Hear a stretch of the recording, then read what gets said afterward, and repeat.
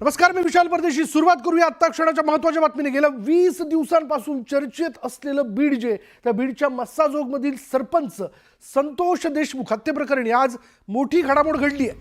मस्साजोगचे सरपंच संतोष देशमुख यांच्या हत्या प्रकरणातील संशयित आरोप असलेला वाल्मिक कराड आज पुण्यात CID समोर शरण आलाय.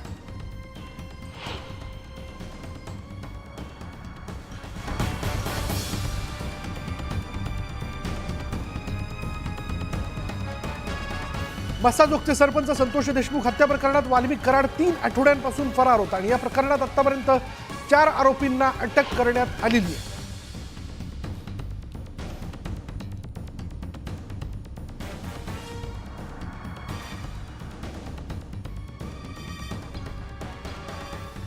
शरण येण्यापूर्वी वाल्मिक कराड सोलापूरला देवदर्शनासाठी गेला होता असा दावा कराड समर्थकांनी न्यूज 18 लोकमतशी बोलताना केला.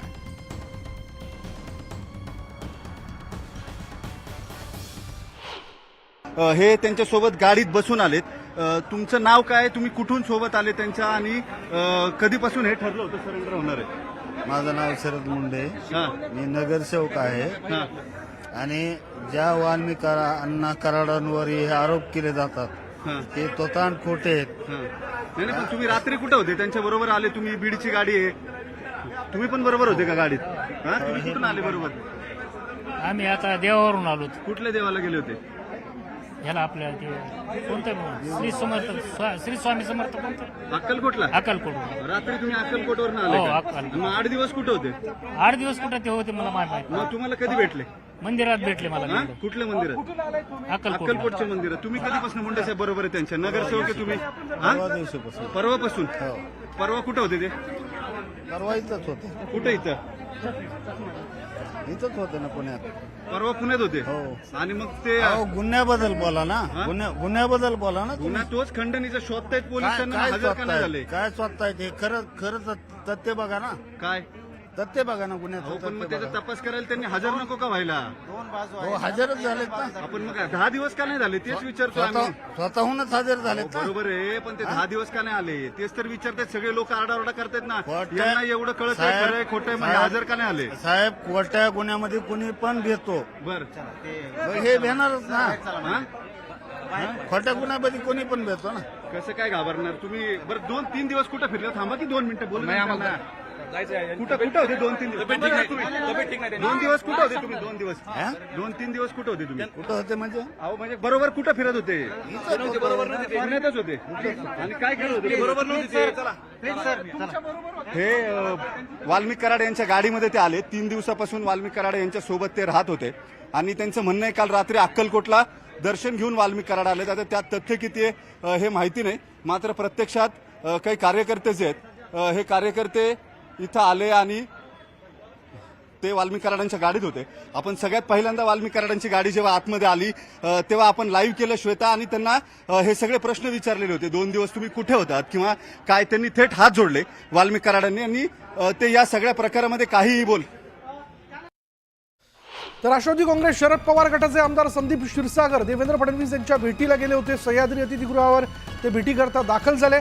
सुरेश धस यांनी देखील फडणवीसांची भेट घेतली.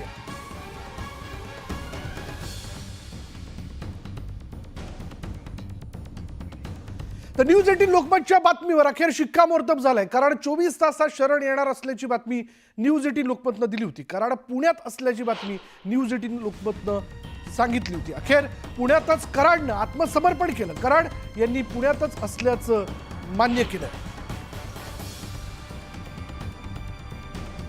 त्यामुळे न्यूज 18 लोकमतने जी बातमी दिली होती की वाल्मिक कराड 24 तासात शरण येणार, वाल्मिक कराड पुण्यामध्येच आहे, हे देखील न्यूज 18 लोकमतने सगळ्यात आधी सांगितलेलं होतं. आणि अखेर आज वाल्मिक कराड शरण आल्यानंतर आणि त्यांनी स्वतः मी पुण्यातच होतो असं कबूल केल्यानंतर न्यूज 18 लोकमतच्या बातमीवरती शिक्कामोर्तब झालेलं आहे.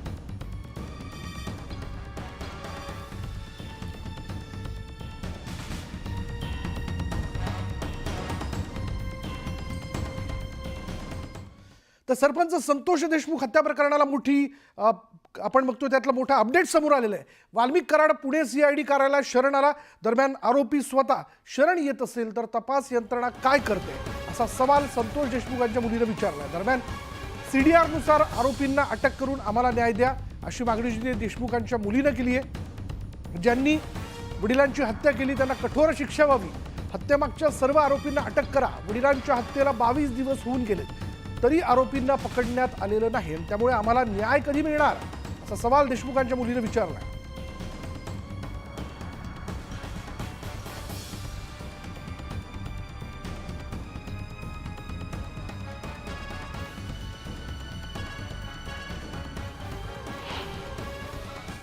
आणि जर पोलीस यंत्रणा इतकी काम करतीये तर म्हणजे त्यांना आज इतका वेळ का लागतोय? म्हणजे ते जर गुन्हेगार असतील तर मग ते स्वतः सिलेंडर होत आहेत, मग पोलीस यंत्रणा काय करते इतक्या दिवस? आणि जर आरोपी आहेत त्यांना जर वेळ लागत असेल इतका पकडण्यासाठी तर आम्ही न्यायाची अपेक्षा कधी करायची? आम्हाला न्याय कधी मिळणार? माझी एकच मागणी आहे की सीडीआर नुसार जे आरोपी म्हणजे समजा नाव कोणाचे बी असतील किंवा कोणीही असेल ज्यांनी माझ्या वडिलांची क्रूर हत्या केली आहे, ते सीडीआर नुसार आज जे 3 आरोपी फरार आहेत त्यांना पण लवकरात लवकर अटक झाली पाहिजे. आणि सीडीआर नुसार जे आणखी आरोपी निघतील त्यांना पण तुम्ही लवकरात लवकर अटक करा आणि पुढील तुमची कारवाई आहे ती चालू करा आणि लवकरात लवकर माझ्या वडिलांना आम्हाला न्याय मिळवून द्या एवढीच अपेक्षा करतो.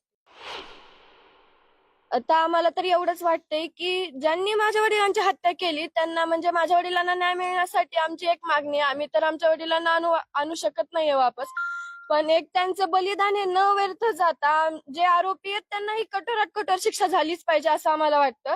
जे काही यामध्ये आरोपी असतील, समजा आज ते शरण जातात किंवा ते सुद्धा म्हणले की मी आरोपी असेल तर माझ्यावर तुम्ही कारवाई करा. आमचं सगळ्यांचं एकच मत आहे की या माझ्या वडिलांच्या हत्येमध्ये जे कोणी असेल त्यांना कठोरात कठोर शिक्षाही झालीच पाहिजे. त्यांना पण लवकरात लवकर अटक करा. पोलीस यंत्रणा त्यांच्या प्रकारे काम करत आहेत, पण आमची एकच विनंती आहे की तुम्ही जे तुमची प्रक्रिया चालू आहे ती लवकरात लवकर अटक करा. कारण की आज 22 दिवस झालेत आणखी आरोपीच भेटत नाहीयेत, तर आम्हाला न्याय कधी मिळणार? आम्ही तर न्याय लवकर मागतोय ना, मग त्यासाठी तुम्हाला आरोपींना तर लवकर अटक करावी लागेल आणि लवकरात लवकर आम्हाला न्याय मिळवून द्या. समाधानी आहेस का ते स्वतःहून सिलेंडर झाले त्याबद्दल काय? आता ते खंडणीच्या प्रकाराचं तर मला काही माहित नाहीये, तर ते सिलेंडर होत आहेत यामध्ये म्हणजे याबद्दल तर मी काही बोलू शकत नाही, पण फक्त जे आरोपी आहेत माझ्या वडिलांच्या हत्येमध्ये त्यांना अटक करून त्यांना कठोरात कठोर कारवाई झालीच पाहिजे. आमदार सुरेश धस यांनी मुख्यमंत्री फडणवीसांची भेट घेतली. या भेटीनंतर त्यांनी मुख्यमंत्री फडणवीसांनी धडाडीनं निर्णय घेतल्यामुळेच कराडला शरणागती पत्करावी लागली असा दावा केला. आता अटक नाही तर आरोपींना मकोका लावून त्यांच्या मालमत्ताही जप्त करा अशी मागणी त्यांनी केली आहे. तसंच राजकीय हेतूनं आपल्यावर आरोप केले जात असल्याचा कराड यांचा दावाही त्यांनी फेटाळून लावला आहे. या संपूर्ण प्रकरणात सरकारी वकील म्हणून उज्ज्वल निकम यांची नेमणूक करावी अशी मागणी त्यांनी केली आहे.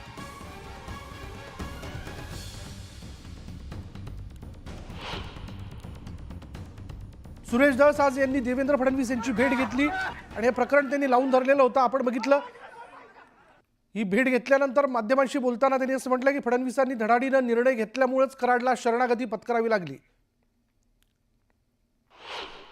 मुख्यमंत्री देवेंद्र फडणवीसांच्या भेटीसाठी आलेले आहात, अखेर वाल्मिक कराड शरण आलेले आहेत.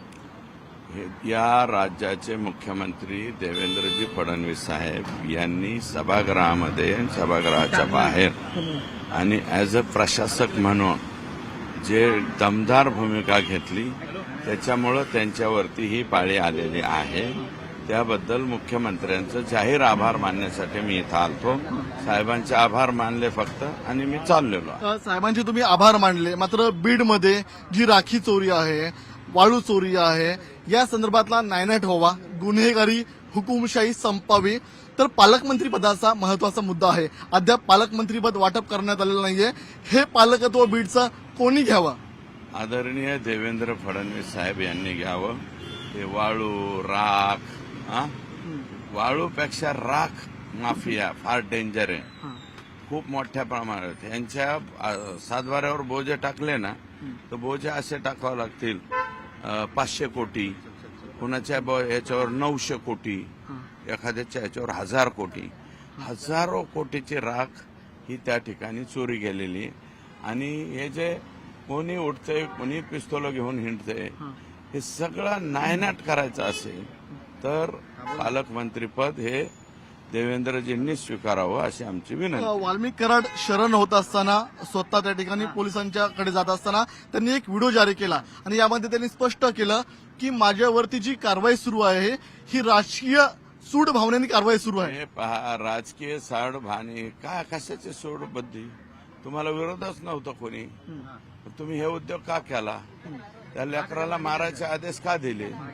कशामुळे मारलं त्या पोरान? त्या लेकराला मारल्यामुळं राजकीय बिचके काय राहिले ह्याच्या? अरे असं इतकं मारित असतात, इतकं भयानक पद्धतीने. त्यामुळे राजकीय बिचके काय नाही. तुम्ही केलेला हा उद्योग आहे, प्रताप आहे. आता त्याचं भोगायचं जे असेल ते तुमच्या वाट्याला येईल, ते बघून घ्या. वाल्मिक कराड यांच्यावरती खंडणीचा गुन्हा दाखल झाला आहे, मात्र 302चा गुन्हा अद्याप दाखल झाला नाहीये. तर त्या मागणीसाठी तुम्ही काय करणार? एक मिनिट, मी नाही हो, मी मागणी केल्याने होईल का? असं नसतं होत. ते इन्व्हेस्टिगेशन होईल. त्याच्यात विष्णू चाटेचे अमक्याचे किती फोन झाले, विष्णू चाटेचा कुणाला फोन झाला, आकाला झाला का? जर झाला असेल, आकाने आदेश दिले असतील, सापडला ना आका. आणि त्याच्यात नाही सापडले तर मोक्यामध्ये सापडतात ना आका. ह्या गँगचे कोण आहेत प्रमुख? आका वाल्मिक कराड या गँगचे प्रमुख आका आहेत.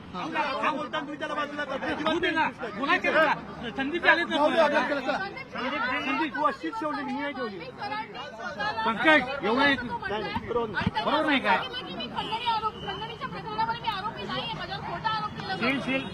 खोटा जर आरोप केला असेल माई खाली येणार आहे, फोन खाली घ्या. अरे तुझाच फोन घे, खाली येणार. हा संदेश बोला बोला. तुमचं मिटलं असेल.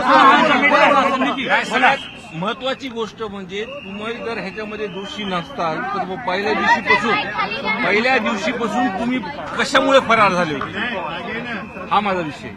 जर तुम्ही त्याच्यामध्ये नसताल तर पहिल्या दिवशी फरार काय झाले होते? बरोबर. त्याचबरोबर एक महत्वाचा प्रश्न होतो की इतके दिवस 21 दिवस फरार होते, परंतु पोलिसांना सापडत नाहीत आणि आदल्या दिवशी मुख्यमंत्र्यांची भेट धनंजय मुंडे घेतात आणि त्यानंतर दुसऱ्या दिवशी लगेच सरेंडर होतात. हे बघा, सगळ्यात